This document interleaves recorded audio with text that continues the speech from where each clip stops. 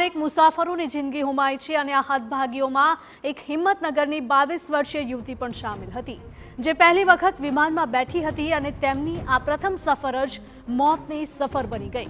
પાયલ ખટીકના પિતા ગરીબ પરિવારમાંથી આવે છે અને તેમણે તનતોડ મહેનત કરી રિક્ષા ચલાવી પોતાની પુત્રીને ભણાવી અને આખરે એ દિવસ આવ્યો કે તેમની પુત્રીએ બીટેકનો અભ્યાસ પૂર્ણ કર્યા બાદ વધુ અભ્યાસ માટે લંડનના વિઝા મળ્યા હતા। પાયલ ખટીક સ્ટુડન્ટ વિઝા પર લંડન જઈ રહી હતી, પરંતુ દુર્ભાગ્ય કે ફ્લાઇટ ટેક ઓફ થયાની 2 જ મિનિટમાં ક્રેશ થઈ ગઈ અને પરિવારે એક આશાસ્પદ દીકરીને ગુમાવી દીધી। વિદેશ જઈને પોતાનું ઘડતર કરવાના સ્વપ્ન આગમાં હોમાઈ ગયા।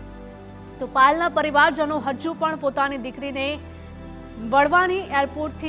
વડાવીને એરપોર્ટથી જ નીકળ્યા હતા અને આ આઘાતજનક સમાચાર આવ્યા।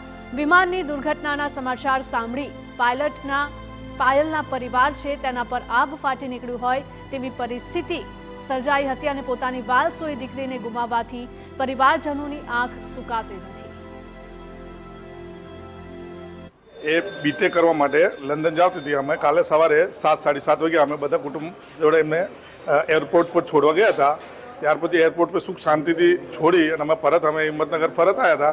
આઈને ઘેર બેઠા થોડી વાર પછી અમે સમાચારમાં જોયું કે આ પ્લેન ક્રેશ થયું છે, આવી દુઃખદ ઘટના થઈ હતી। તો અમે બધા ફરીથી પાછા અમદાવાદ ગયા। આખો દિવસ અમદાવાદ આમથી આમ દોડ્યા, 4-5 કલાક સુધી અંદર એન્ટ્રી રોડ બંધ હતો, જવા નહીં દીધા। એના પછી ફરી અમે DNA ટેસ્ટ આપી અને ફરી અમે હિંમતનગર રાત્રે હિંમતનગર આવ્યા। એટલે કાલે મૂકીને આવ્યા 7:30 વાગે સવારના 7:30 એટલે 10 વાગે મૂકીને આવ્યા, બસ બીજું કોઈ નહીં।